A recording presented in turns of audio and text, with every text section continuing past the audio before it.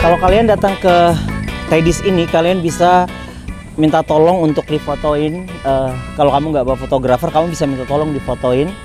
Di sini ada fotografer, komunitas fotografer yang siap membantu. Ya, satu foto bayar berapa? Untuk foto biasa 2.000. Kalau kamu mau pre-wed itu 5.000, gitu ya. Oke. Kita coba bergaya dulu ya.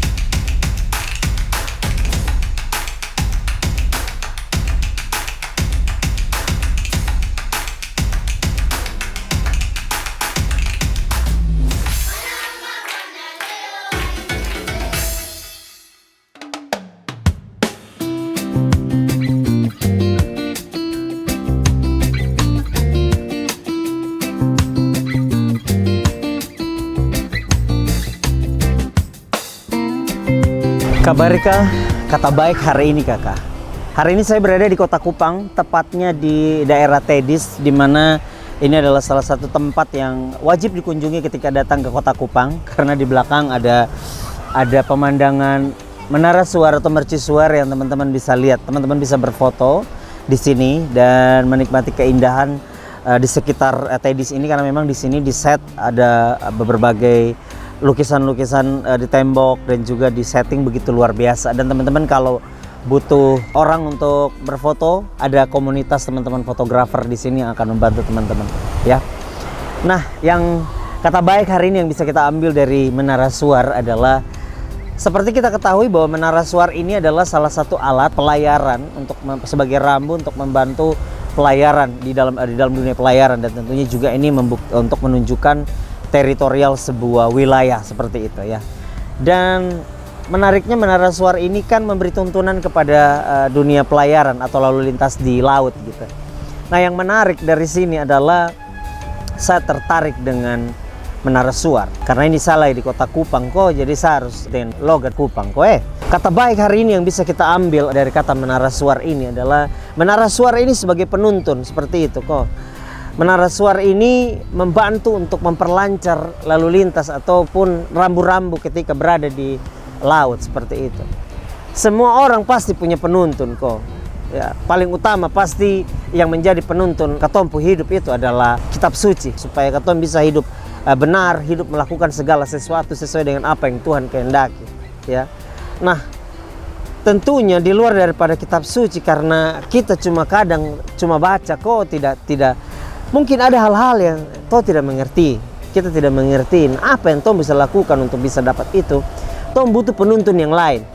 Macam saya punya salah satu penuntun yang membantu saya menjadi rambu-rambu saya dalam menjalani satu kehidupan, itu adalah mentor rohani atau teman-teman atau sahabat atau teman komunitas.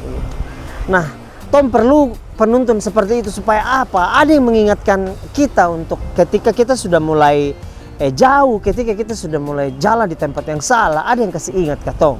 Jadi perlu ada satu penuntun, selain kitab suci ada penuntun yang lain yang kita perlukan. Teman-teman mungkin di satu komunitas perlu leader, atau teman-teman perlu satu dengan yang lain untuk saling mengingatkan. Itu fungsinya Tom punya teman. Tom punya Menara Suar itu bukan cuma kitab suci, tapi orang-orang yang ada di sekitar. Makanya pepatah yang bilang pergaulan yang buruk merusak kebiasaan yang baik. Karena memang begitu. Jadi memang kita harus cari tempat komunitas atau bergaul di tempat-tempat yang betul, yang benar, supaya Tom tidak terseret dengan arus begitu. Ya, Tom tidak terseret dengan keadaan situasi yang ada di situ. Jadi Tom perlu penuntun. Jadi supaya kalau Tom salah jalan, ada yang kasih tahu arah. Tom kehilangan, harus ada Tom tahu, oh ini Menara Suar yang di sini. Oh ini contoh, ini wilayah di sini. Oh, saya harus ikut itu supaya saya tidak salah jalan. Gitu kok. Nah, saya senang dengan satu perumpamaan yang saya selalu suka dengan perumpamaan itu. Berulang-ulang saya selalu bilang, kita harus belajar hidup seperti domba. Domba tuh dorang berjalan kawanan begitu. Kenapa kita perlu berjalan seperti domba yang berkawanan itu begini? Jadi kita tuh kemana-mana mau tidak mau pasti kita ikut dengan dorang. Naik kereta juga begitu kok. Kita naik kereta kalau di Jakarta itu mau tidak usah bergerak, pasti dorang pasti akan lama-lama kita terdorong sendiri masuk ke dalam. Artinya begini, kenapa perlu ada komunitas, kenapa perlu ada dong di dalam satu kawanan itu begini? Karena kalau mungkin ada dalam situasi yang kakak dong tidak bisa dengar suara Tuhan, mungkin lagi salah jalan atau tidak bisa melakukan hal yang baik, setidaknya tidak terlalu jauh karena masih ada di lingkungan yang benar. Jadi masih dituntun ke lingkungan yang benar, masih dibawa ke lingkungan yang benar. Jadi tidak hilang jejak karena masih ada teman-teman yang meskipun lupa, mungkin mengantuk kok atau bagaimana, tapi tetap terdorong, tetap jalan sama-sama. Makanya kita perlu penuntun yang lain selain kitab suci, yaitu komunitas, yaitu teman baik, yaitu mentor atau kakak rohani atau apapun yang kakak dong sebutkan. Kita perlu itu. Untuk apa? Supaya kita semua tetap berada di jalur yang benar, track yang benar. Ya. Kalau saya punya banyak teman-teman yang baik, karena saya cari tahu teman-teman yang baik, karena tujuannya itu. Kalau teman yang baik, dia akan tegur kau.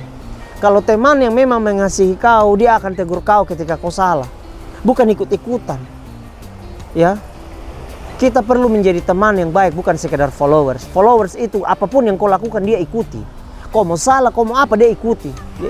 Jadi jeleknya followers itu adalah dia cuma ikut-ikutan, tapi dia tidak bisa memberi kita masukan, tidak bisa menegur kita waktu kita salah. Nah, kita perlu orang-orang yang ketika kita salah ditegur, dan kita juga kalau ditegur harus terima.